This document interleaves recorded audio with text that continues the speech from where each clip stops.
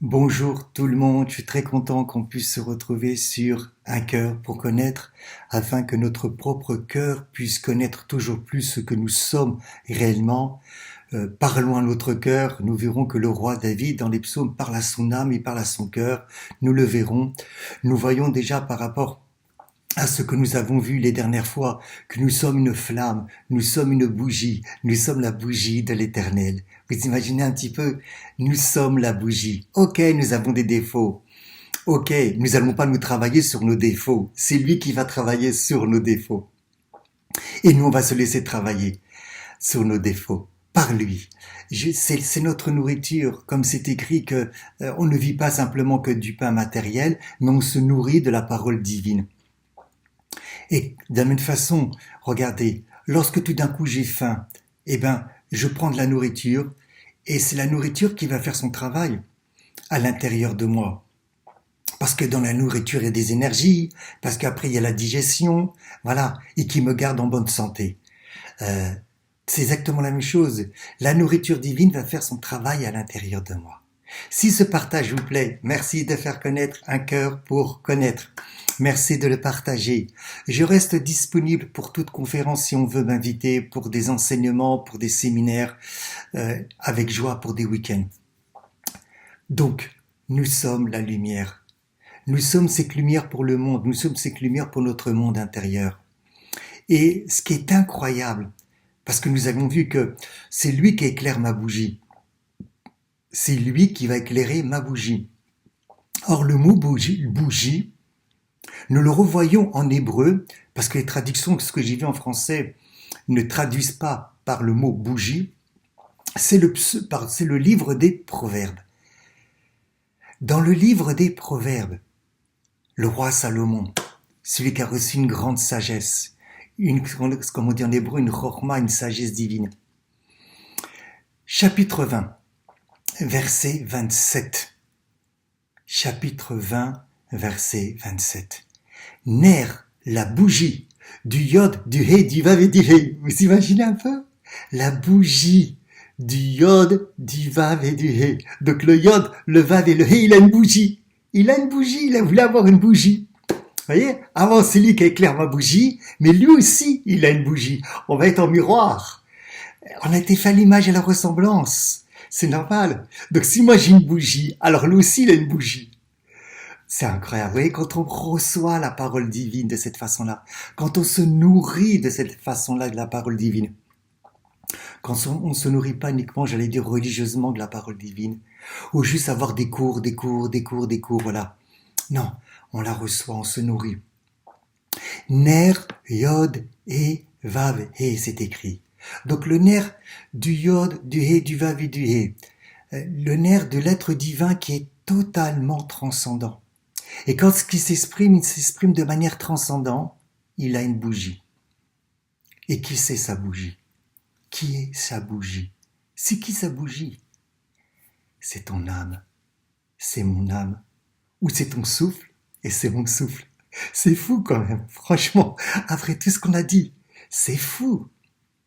C'est ce qui est écrit dans le livre des Proverbes 20,27. Ner Yud He Vav He Nishmat Adam. La bougie de l'Éternel, c'est l'âme de l'homme. En hébreu, Neshama peut se lire aussi en changeant les voyelles, Neshima, le souffle de l'homme. En fait, si je prends conscience que mon souffle, c'est sa bougie. Vous imaginez? Si je prends toujours conscience que lorsque je respire, c'est sa bougie. Et c'est pour ça qu'il y a aussi des techniques, des méthodes de méditation du souffle à partir de la Bible. Pas en dehors uniquement de la Bible. Mais la nature horreur du vide. Alors peut-être que ça a été pris par d'autres choses, par d'autres spiritualités, et en nous faisant croire que ça n'existe pas à l'intérieur de la parole de Dieu. Nous sommes le souffle divin. Nous sommes sa bougie. C'est incroyable. Nous sommes sa bougie. Ner, Yud, He, Vav, He. C'est toi. C'est moi. Je suis sa bougie. Voyez pas, j'ai pas rasé les murs. J'ai pas tout le temps être replié sur moi. J'ai pas non plus à rechercher une fausse humilité. Non, je suis sa bougie. C'est ce qu'il a voulu. Et c'est comme ça qu'il me définit. Et si moi je me définis autrement, encore une fois, c'est parce que j'ai une carapace. C'est par rapport à l'éducation que j'ai pu recevoir, ou l'éducation familiale, ou l'éducation culturelle, ou l'éducation de la société, quelle que soit l'éducation que j'ai pu recevoir, et je me suis nourri de cela. Et même l'éducation, de cette nourriture qu'on peut recevoir au sein même des communautés religieuses respectives. Mais je ne suis pas cette nourriture. Je suis la nourriture dont le divin dit « Je suis sa bougie, je suis son souffle ». Donc, si on reprend les deux versets et on les met face à face, « Qui ata taïr neri » parce que toi, tu éclaires ma bougie, c'est toi qui vas éclairer neri, ma bougie, et que on reprend le verset maintenant des Proverbes, « La bougie de l'Éternel ».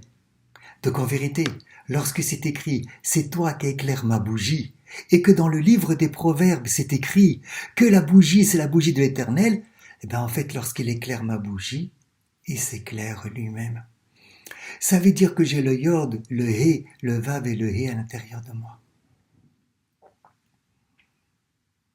Ça veut dire que mon âme représente, manifeste, incarne, prenez le terme que vous voulez, mon souffle intérieur manifeste, incarne, représente le yod, le hé, le vav et le hé. Au point que ce n'est plus moi qui dois vivre simplement, mais je garderai ma réalité humaine. C'est aussi le yod, le hé, le vav et le hé qui doivent vivre à l'intérieur de moi. Ça vous rappelle pas quelque chose? Ça vous rappelle pas quelque chose? Vous voyez? Et c'est incroyable. Et à ce moment-là, on est dans une démarche. On est dans une dynamique tout autre. N'oubliez pas, le yod, le hé, le vav et le hé, c'est une composition de verbes. Il ne faut pas l'oublier. Donc on est dans une autre dynamique, totalement autre. C'est comme tout d'un coup, lorsque je reçois d'une nourriture, je reçois des énergies, je reçois de la force, je reçois une dynamique. Là, c'est exactement la même chose. Pardon, simplement c'est divin. C'est incroyable. Mais regardons autrement aussi la chose. À partir du moment où le roi Salomon dit que je suis sa bougie, je suis la bougie de l'Éternel. D'ailleurs, on pourrait en faire un mantra. Le mantra ne vient pas uniquement des méditations transcendantales ou asiatiques ou en dehors de la Bible ou en Inde, non. Il a toujours existé au sein de la tradition juive et même chrétienne ce qu'on appelle des mantras. Donc on répétait des phrases, des psaumes, et donc je peux très bien me lever le matin, contempler ce verset « Je suis la bougie de l'Éternel, la bougie de l'Éternel c'est mon âme », et je me le répète en disant « Je suis la bougie de l'Éternel, mon souffle est la bougie de l'Éternel. Mon souffle est la bougie de l'Éternel. Mon souffle est la bougie de l'Éternel. » Vous imaginez? Pourquoi j'aurais pas le droit? Parce qu'on va me rentrer dans un wagon et on va me définir en fonction du prisme de la personne ou des communautés ce que je peux dire et ce que je ne peux pas dire. Et donc, je vais rester infantile. Et donc, je vais me soumettre au regard des autres, quelles que soient les communautés dans lesquelles je souhaite rentrer. Chacun fait son choix. Mais le matin, je peux me lever, je dis voilà, waouh, merci. Merci, transcendance divine. Merci, Yod, Evav, E. Je suis ton souffle. Et tu répètes, je suis ton souffle. Voilà. Je suis ton souffle. Et tu prends une respiration. Chaque respiration, en vérité, c'est une louange. Chaque respiration, c'est un contact avec le divin, puisque je suis son souffle. puisque ma neshama, ma neshima, mon âme, mon souffle, c'est sa flamme, c'est sa bougie. Mais puisque mon âme, c'est sa bougie, alors mon corps sera la menorah. Mon corps sera le chandelier. Mon corps est un chandelier. Vous imaginez? Regarde ton corps comme un chandelier où le souffle divin se trouve en toi.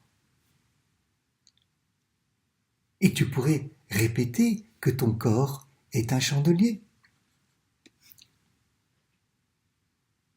Tu peux très bien répéter ton corps est la maison de Dieu.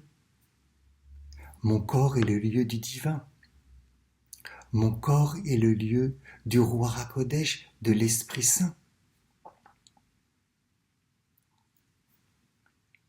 Si on fait ça tous les jours un petit peu, c'est comme prendre de la nourriture, ça va nourrir ma psychologie, ça va nourrir mon spirituel, ça va nourrir mes facultés de l'âme, mon intelligence, ma perception déjà sur moi-même.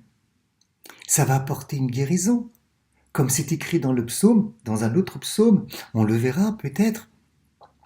Vaishlar Dvaro, il a envoyé sa parole divine pour nous guérir intérieurement, du regard des autres, de la soumission des autres, d'une fausse humilité, d'un égocentrisme, d'un égoïsme, de nos peurs, peu importe. Chacun sait où est-ce qu'il en est. Être en vérité avec soi-même. On rentre dans sa chambre et en secret, on sait très bien ce que Dieu notre Père sait de nous. On n'a pas à nous cacher. On ne peut pas nous cacher de toute façon de lui, bien évidemment. Vous imaginez? On peut faire ça le matin, tranquillement. Vous imaginez si on fait ça tous les matins? Je suis son souffle divin. Je suis son souffle divin. Je suis son souffle divin. Ner Yod He Vav He, c'est mon âme. Waouh! Et qu'en vérité, mon âme, c'est Yod He Vav He aussi. Parce que c'est lui qui va éclairer mon âme, comme c'est écrit dans le psaume, comme on a dit. Et c'est lui qui va éclairer ma bougie, pardon, vous voyez? C'est lui qui va éclairer ma bougie, et c'est écrit la bougie de l'Éternel. Donc en vérité, ma bougie, qui est mon âme, qui est mon souffle, c'est Yod He Vav He. Attends, on fait plus parler, là. Ça démarre. Vous imaginez, si on fait ça un petit peu le matin, même si on va au travail, qu'on n'a pas beaucoup le temps, ou bien quand on rentre du travail, on prend une bonne douche, et puis on se met dans des conditions, on se repose un peu, et puis on se met dans cette méditation, dans cette contemplation, dans cette nourriture divine. C'est évident qu'à chaque jour, si nous le faisons chaque jour un petit peu, avec confiance, avec foi, le mot Emouna, qui vient du mot Amen, veut dire avec certitude de vérité. Le divin agit en nous, la transcendance divine agit en nous, car nous sommes son souffle. Mon souffle est l'expression, ma neshama, mon âme est l'expression, l'incarnation, la manifestation, prenez les termes que vous voulez, du Yod, du He, du Vav et du He. Si ce partage vous a plu, merci de partager. Merci de faire connaître un cœur pour connaître. Et à bientôt.